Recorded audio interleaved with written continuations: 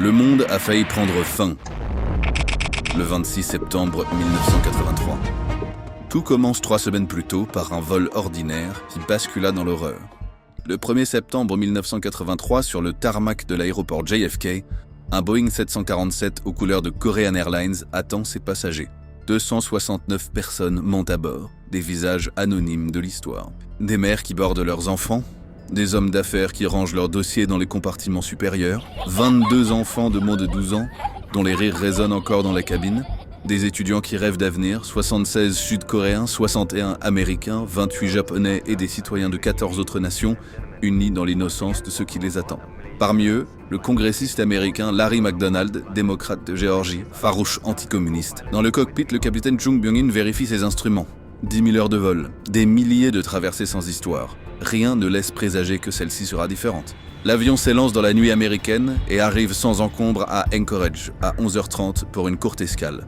À 13h, le mastodonte d'acier reprend son envol vers l'ouest.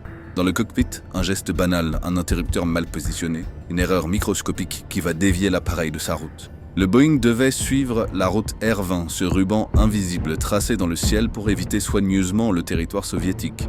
Un couloir aérien qui serpente à 200 km des zones interdites entre les îles japonaises et les îles Kouriles. La route de la prudence dans un monde divisé par la peur. Mais minute après minute, degré après degré, le géant désert s'écarte de son chemin. L'avion dérive vers le nord, inexorablement. La nuit enveloppe la cabine. Les passagers s'endorment, bercés par le vrombissement des réacteurs. Des enfants serrent leurs peluches. Des couples s'appuient l'un contre l'autre. La routine d'un vol long courrier qui cache l'impensable.